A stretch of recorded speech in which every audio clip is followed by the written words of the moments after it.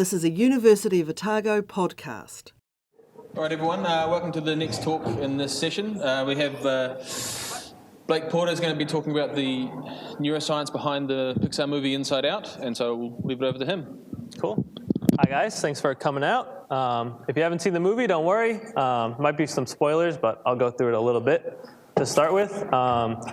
Here at Otago, I'm a PhD student, and I study learning and memory. So today I'll talk about how Inside Out shows us what really goes on in the brain when we learn things and remember things. So just a quick synopsis of the movie to start.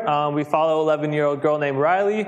She loves to play ice hockey. She's from Minnesota, but then her dad has to move to California for a job. She gets sad. So we're following Riley through this story, but there's also some other main characters, and those are her emotions. So we have the 5 sort of main emotions: disgust, fear, joy, sadness, and anger. And we follow these memories, these emotions throughout the movie, and we see how they're reacting inside Riley's brain. And these emotions are in headquarters. So here's a picture of Riley's brain, and you see headquarters there where all these emotions are. And they're here at a control panel, and they're controlling Riley and how she reacts to the world. So something bad happens and she gets angry. Anger takes over the controls. But joy is usually at the control panel, for those who've seen it.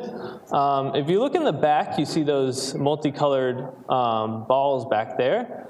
And those are her memories. So in headquarters, there's memories coming in throughout the day. And this happens similar to our everyday experience. As we go through the day, we're learning things, we're remembering things, what we had for breakfast, how we got to work. And these memories look sort of like memory spheres. And I think you can see it in there. There's a memory of Riley at the playground as she goes down one of her slides.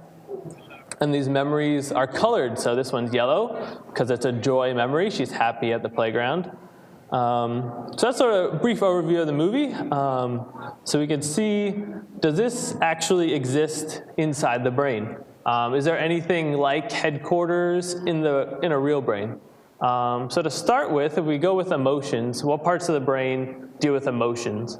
So there's the limbic system, and you see that here, colored. Don't worry about the labels. But all the colored pieces of the brain are what we call the limbic system. And the limbic system is responsible for processing emotions. So it seems like a good place to start to look for this real place.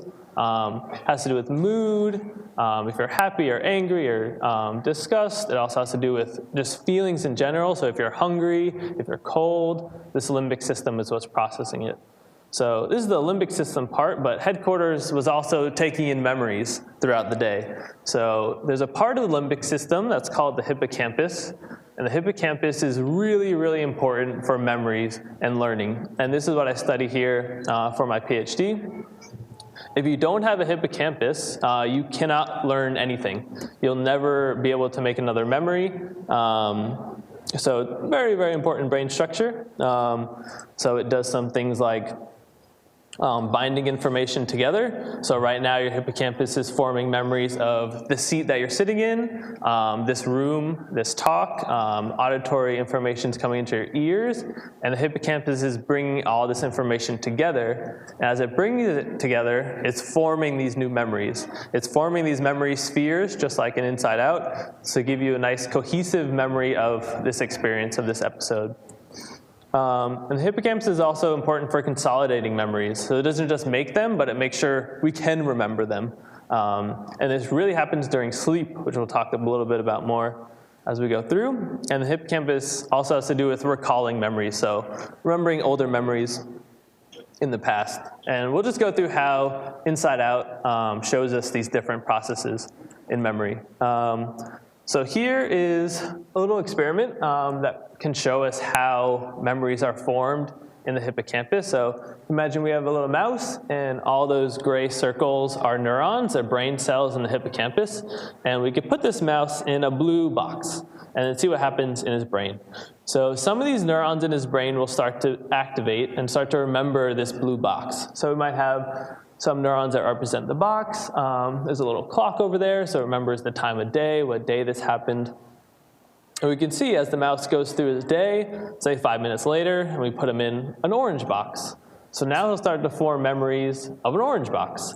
So now some cells, the cells that represent boxes will also represent this orange box. The cell that represents this given day, the clock cell, will represent this new box as well. But we see there's a new neuron active, a new orange neuron that's encoding this new experience. And we can go through and do different examples of this. So we can put them in a green cylinder. Another 5 minutes later, we might get a few more neurons that are representing green cylinders. And that clock neuron will represent that as well because it happened on the same day. And we go through this, so hippocampus is really important as well for separating out memories in time. You can imagine if you couldn't remember when something happened, it'd be pretty detrimental. So we can see if we wait 3 weeks and put them in another blue cylinder, that new memories will form. New neurons will sort of take hold because it's happened so long after those experiences. So we can go through and see how Inside Out does this. Like I said, the hippocampus is consolidating memories. If you guys remember from the movie, every night when Riley goes to sleep, all of her memory spheres go off and consolidate in long-term memory, so she has access to them later. And how this happens in the brain is you have, again, the hippocampus, you have headquarters, and then in Inside Out, we had long-term storage. And this is called neocortex in the real brain. So this is, before we learn, we see all these green neurons. They don't have any memories yet. But as we go through an experience, they'll start to encode this information. They'll turn blue. These blue neurons are representing sort of, say, this talk or coming to the science festival. But over time, and especially during sleep, these memories leave headquarters, they leave the hippocampus of the brain, and get consolidated and stored out in the neocortex throughout the whole rest of the brain. And just to visualize that here in Inside Out, we saw there's long-term storage where memories were just expansive and stored all throughout Riley's brain. There's also, if you guys remember, dreams. Whenever Riley goes to sleep, the dream production studio makes dreams of her daily events, of what went on during that day. And we know this also happens in real brain. So in the hippocampus again, the hippocampus will continually replay as we sleep what happened during the day. And that'll help consolidate it and store it for long-term storage so we can remember events for days and weeks and years. And just like in Inside Out, there was the train of thought, and the hippocampus, if you remember, was important for memory recall. So the hippocampus aids in remembering past information. Just like in Inside Out, the train of thought brings old memories from long-term storage into the hippocampus so that we can replay them. So all throughout the day, the hippocampus is replaying information, and this helps us to consolidate it and to remember it. And make those memories stronger and more robust. And that's about time, so if anyone has questions, let me know.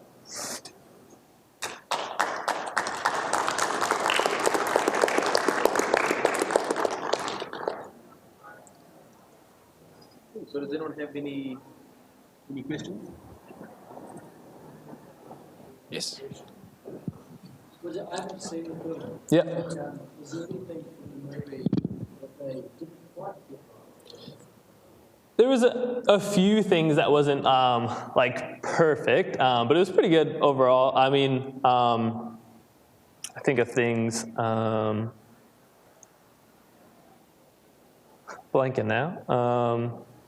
They had, for the dreams, they often had just the events of the day, and we know we often are recalling in our dreams any event that happened in weeks, months. Memories are just continuously replayed during sleep. And they didn't use any memories when they were making the dreams in Inside Out, but we know that when we're sleeping, those memories of the day, those exact neurons are continually firing while we sleep.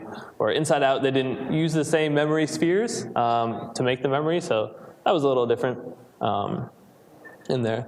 And then, of course, they only had 5 emotions. We have a lot more emotions than that, but you can't have so many characters. So those are some of the things. So all memories last the outcome ratio vectors, right? Yeah. Because we have several tasks to learn, and Yeah. we have several things to remember. Yeah. How is that coordinated, the actual brain? So are there several neurons responsible for the same task? Yeah, so sort of like in this example, if you look at the clock, didn't come up very well. But so say for the box neuron, a single neuron can represent sort of multiple environments. So you may have a neuron that continually represents theaters. So Everything is managed on the chemical level. it depends on where the input from the neuron is coming in from physically onto the neuron. So we call this context dependent. So the neuron may be getting input to one part of the neuron that tells you you're in St. David's Lecture Theater, whereas it might be getting input from another part that tells you you're in another lecture theater. So it's the physical, spatial input of the cell and the output that it gives to tell you what sort of context you're in, if you're at St. David's or if you're at Rialto. Output is mainly calcium, right? So how does the cell different in different calciums? Yeah, what was the last word you said? The output is mainly calcium. The outputs, it's action potentials. So you can look at the pattern of the action potentials that's coming out of the axon. So neurons have different sort of functional states. And sort of at the single neuron level, it's pretty hard to talk about the memories, but the whole context of what sort of ensembles of cells are active at once will give you the whole picture of the full memory.